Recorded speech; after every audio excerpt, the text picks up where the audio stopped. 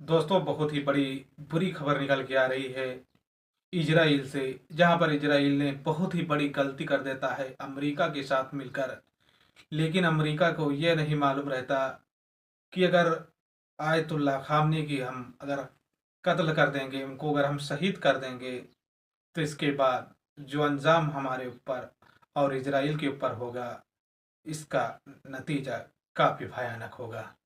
दोस्तों, और आखिरकार ऐसा ही देखा जा रहा है इस समय, जो इस समय की नतीजा आ रही है सामने, इस हमले और इस भयानक वाकया को देखकर इजराइल और अमेरिका के पैरों से ज़मीन निकल गया है। और अमेरिका सोचने पर मजबूर है। इस बात की अमेरिका कल्पना भी नहीं किया था कि अगर इस जंग में हम छेड़ेंगे तो इतना ही भयानक हमें परिणाम मिलेगा। दोस्तों, आखिरकार ईरान अपने सुप्रीम लीडर के खोने के बाद में उनका पद संभाला है बेटा, और बेटे ने ये ठान लिया है कि हम इस आग को जलाकर राख कर देंगे। दोस्तों का आखिरकार कहीं ना कहीं देखा गया है कि जो ईरान के अंदर सुप्रीम लीडर थे, वो किसी की वार ऊपर वार पहले नहीं करते थे। अगर कोई देश वाला उनको अटैक करता था तो उसका मुंहतोड़ जवाब देते थे। लेकिन उनको बुज़दिलों ने और काफिरों ने उन्हें शहीद कर देते हैं, और उनकी शहीद होने के बाद में ईरान में जो जोश और जो उनका यहाँ का गुस्साखी देखा जाता है दोस्तों, कि वहाँ की जो ईरान की आवाम है, जो वहाँ की रहने वाले हैं, उन लोगों को के जोश का सलाम है।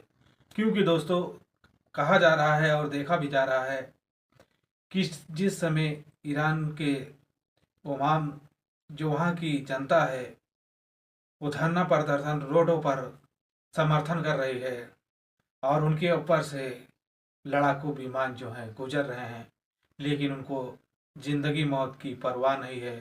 वो तो पहले ही अपने लीडर को खो चुके हैं। आखिरकार दोस्तों, अब यहाँ पर देखा जा रहा है कि ईरान अब इजराइल और अमेरिका को क्या तबाह करके ही छोड़ेगा। कहना ईरान का ही यही है कि जो हमारे और हमारे सुप्रीम लीडर को हमसे छीना है और हमारे सुप्रीम लीडर को शहीद किया है, तो इसका परिणाम बहुत ही जल्दी सामने आ जाएगा। और सामने आने के साथ साथ आज देखा गया है कि जो अमेरिका का एक बहुत ही बड़ा फुल पावर लड़ाकू विमान रहता है, जिसका नाम F-15 बताया जाता है, जब कुवैत के रास्ते से गुजर रहा था ईरान के ऊपर अटैक करने के लिए, लेकिन ईरान की मिसाइलें ने उसे ज़मीन में, आसमान में ही मार गिराने का काम करते हैं। ये बहुत ही बड़ा अमेरिका को झटका लगा है। दोस्तों, यहाँ पर अब सवाल काफ़ी देशों से उठ रहे हैं कि सुप्रीम लीडर के चाहने वाले काफ़ी बड़ी संख्या में थे, लेकिन किसी को तजुर्बा नहीं था। न इजराइल को तजुर्बा था, न अमेरिका को तजुर्बा था कि अगर इतना बड़ा अमेरिका हादसा कर देगा ईरान के अंदर, तो इसका जवाब क्या होगा।